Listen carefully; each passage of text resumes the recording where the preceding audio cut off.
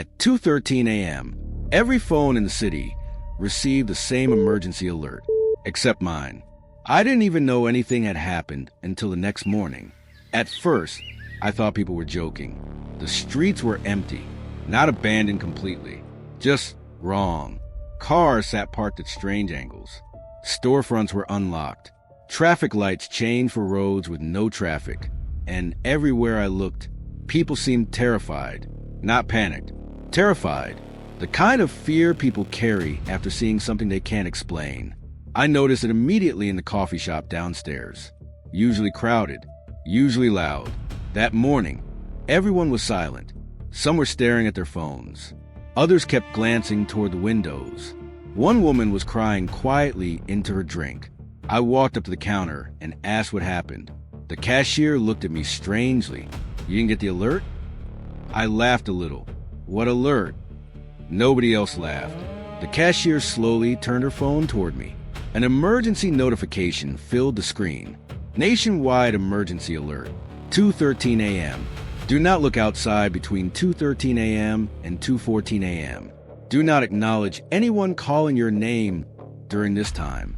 Lock all windows and doors. This is not a test. My stomach tightened instantly.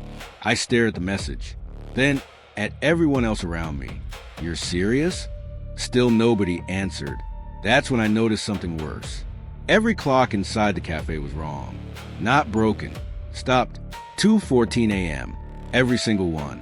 The wall clock, the microwave display, even the cashier's watch. Frozen on the same minute. I suddenly didn't feel hungry anymore.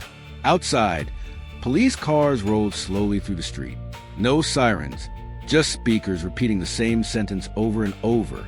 "Remain indoors tonight after 2 a.m. That was the moment I realized this wasn't a prank. Something had happened, and somehow I was the only person who missed it. The rest of the day felt unreal. Nobody explained anything clearly. News channels avoided specifics. Government officials kept repeating phrases like temporary anomaly and public safety precaution. Online was worse. Videos disappeared minutes after being uploaded. Accounts posting about the alert went offline entirely. But I managed to find fragments, short clips, blurry recordings, enough to understand one thing. At 2:13 a.m., something appeared outside. Not everywhere, just visible, standing in streets, on rooftops, near windows, watching. Every video cut before showing them clearly, except one, a shaky recording from an apartment balcony. At first, it looked normal. Dark street, empty sidewalks. Then the person filming whispered, "Oh my God!" And the camera zoomed in. Someone was standing in the intersection below. Tall, perfectly still, facing directly toward the apartment building. The comments on the video were worse than the video itself. Don't let them see you watching. If they call your name, ignore it. They only move when you look away. The upload vanished 30 minutes later. By evening, the city felt dead.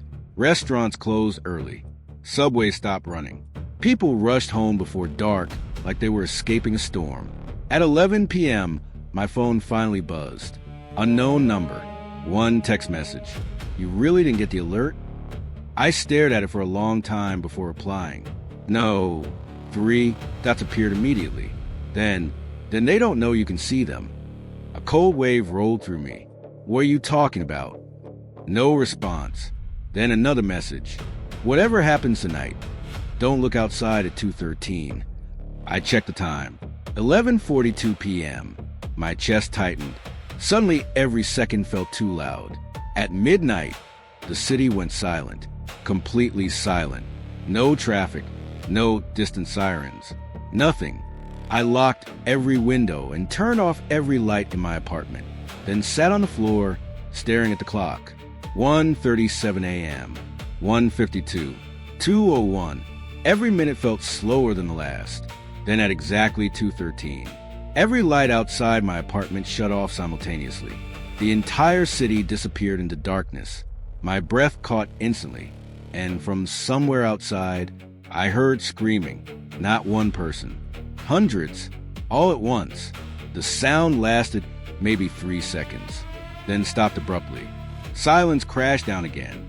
I kept staring at the floor, refusing to move.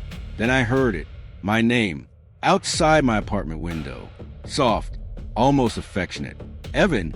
Every muscle in my body locked instantly. The voice sounded familiar, too familiar. My sister, except my sister lived 3 states away. Evan let me in. I squeezed my eyes shut harder. The voice moved closer to glass. You didn't get the alert, did you? My heartbeat was so loud it hurt. Then came knocking. 3 slow taps against the window. I lived on the 14th floor. My eyes snapped toward the curtains instinctively. Something was outside. Something standing against the glass 14 stories above the street. Another knock. Then laughter. Quiet. Almost curious. Like it knew I wanted to look. My phone vibrated violently. Unknown number again. I answered immediately without thinking. A man whispered frantically, "Do not look at them." Static crackled loudly behind his voice. Then I heard something else on his end. Knocking. On glass. Once you see them move, they know you can see them too. The call cut abruptly. Then, bang. Something slammed against my window hard enough to shake it. I stumbled backward in panic. The curtains moved slightly, just enough for me to see a shadow behind them. Tall, unnaturally tall. My phone buzzed again. New message. They know now. Then every device in my apartment turned on at once. TV, laptop, tablet, even my dead kitchen radio crackled to life. Emergency alert. The same message repeated across every screen. Do not make eye contact. But underneath it, new words slowly appeared. Words nobody else seemed meant to see. Subject missed initial warning. Subject remains responsive. Observers given access. My blood went cold, because outside my apartment, more voices started calling my name.